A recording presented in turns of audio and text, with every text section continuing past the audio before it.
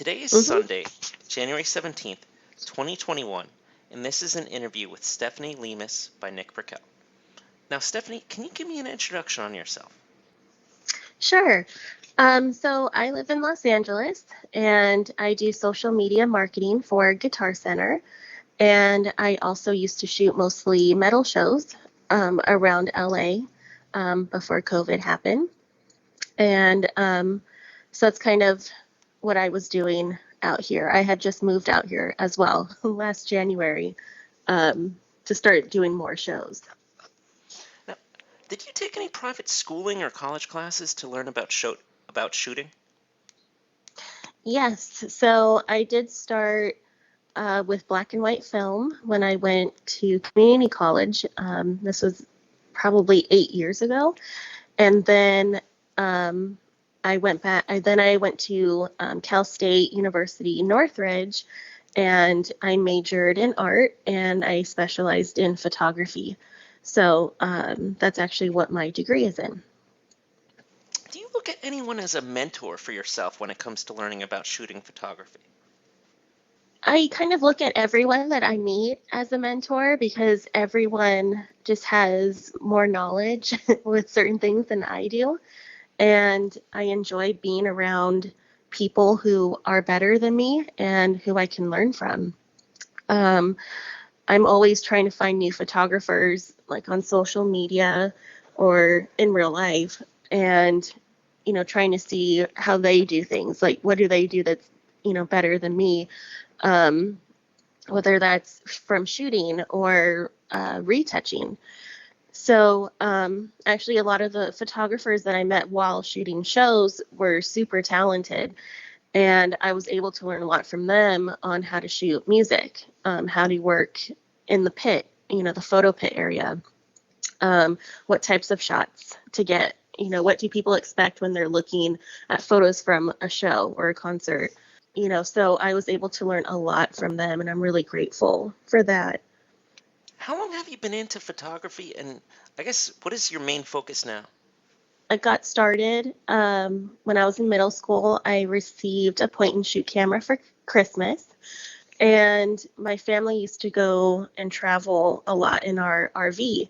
So I would take that with me and take photos of the different states that we were in. I'd get home and have to look at the photos on my dad's computer. And so then he would look at them too. And then he made one of my landscapes his screensaver. And that was the first time that I kind of realized, like, wow, like other people could like my photos too, and actually want to see them every day. So I was doing a lot of landscapes back then. Then when I was in school, I started doing more portraits. And so that's kind of what I was doing a lot of, was more creative portraits and then music. And then when COVID happened, that really changed everything because I couldn't, be around people. And I'm actually kind of going back to landscapes now. And so I've made it a personal goal of mine to see more of the national parks this year. And I saw them when I was in high school, but I kind of want to go back and just really photograph them. And I've already been to Yosemite this year. So that's kind of what my goal is now, is just doing more landscapes. Now, what was the first confirmed assignment to get your pictures published somewhere?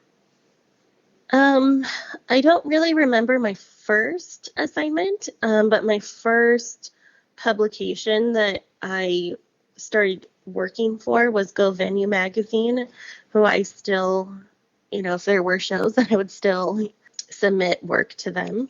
But I can't remember my first assignment, but they're my first magazine. Can you tell me what kind of equipment you use to shoot with right now? I use the Sony A7R3 camera, and then at shows I either use, depending on the venue, I use my Sony 24 to 70 millimeter G Master lens. And if it's a smaller venue and I used to be able to get up close to the band, then I would use my Sigma Art 35 millimeter lens. And then when I do film, I use my Pentax K1000 camera that I've had for 10 years. Now, what have been some of your proudest moments shooting at concerts over the years?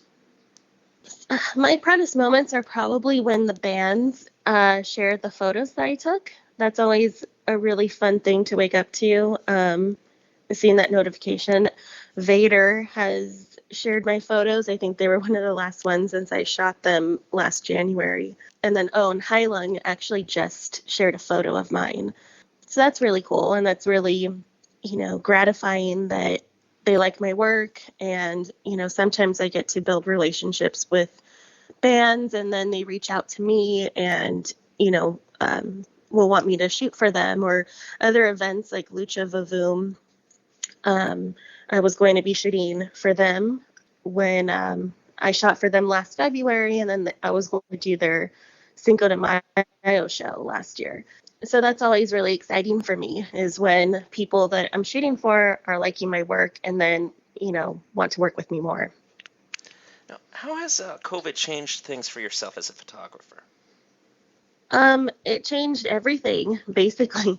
I had a ton of shows lined up for 2020 that I was going to shoot. I think I shot 2 of them before everything shut down. I thought that 2020 was going to be a really big year for me as far as getting to shoot at a lot of different venues and a lot of different cities and all kinds of bands that I've been dying to shoot. It was something that I never thought that I would experience, to be honest. And Opeth was the last show that I shot, and that was mid-March. So it was right before everything shut down. And I remember we were kind of nervous, like not sure if they were going to shut it down. But, they confirmed it. So we went and it was, looking back, like, no masks and it was a huge crowd. We were all close together and, it didn't really seem like, COVID was around. But then I believe that following week is when most of the concerts had been canceled. I started working from home and I just, I wasn't seeing as many people as I usually did. And so everything just kind of stopped. I don't know how things will be for this year. It kind of seems it'll be similar to last year, unfortunately. But, I'm still wanting to get out and shoot. And I think with landscapes, it's kind of mentally healing because I've been so cooped up this last year, like everyone has in the house. And so it is nice to get outside and be creative still, even though we're not having events like we did before. What are your 3 most treasured albums in your music collection? It's probably a toss-up between A Night at the Opera and The Game from Queen. I used to listen to those albums a ton growing up. An album that I listen to a lot still is the Black Album from Metallica. I probably listen to that at least, it's probably every day. And then an album that I do love and I probably don't listen to enough still is Mutter from Rammstein. Do you know any cool urban legends or ghost stories from LA or Southern California? There's a lot out here. I grew up in Palmdale, which is about an hour outside of LA, and there wasn't a ton to do out there, but my friends and I used to love to go ghost hunting at abandoned houses, and we never really saw anything, but it did get creepy sometimes. But we also thought that my house was haunted for a while. So that's always been a part of my life. Would you ever bring any Ouija boards to investigate anywheres? I'm scared of Ouija boards. I would never use one. My friend had one that he got as a gift, and he did bring it out to one of our sites, and I think they tried to use it. I wasn't near them at all because it just scared me. I don't even know what really happened with that, but yeah, I know that they did try, but I would never do it in my house. That's way too scary. would you like to go back to any questions? But yeah, I mean, I guess COVID has really changed a lot of things, for photographers and for music in general. I really hope that things will be able to go back to some sort of normal in regards to that. I think it'll be interesting to see how they start doing concerts again.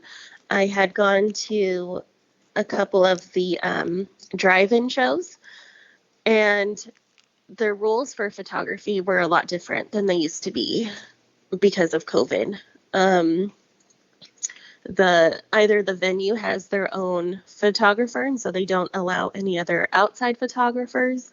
And then if they do allow photography, it's very limited, and you're not allowed to get up close to the stage. So there's a lot of barriers now, it seems. And so I am interested to see how that goes in the future. Like if it will continue to be that way or if it'll be how it used to be. Final words? Well, just thank you so much for having me on. This was really fun. If people want to check out my work, they can go to Fledermaus, and that's FLEDERMAUS .photos. And then I'm also on Instagram at _Fledermaus. And yeah, feel free to check out my work. And um, hopefully 2021 is better than last year. Today is Sunday, January 17th, 2021, and this was an interview with Stephanie Lemus by Nick Burkell.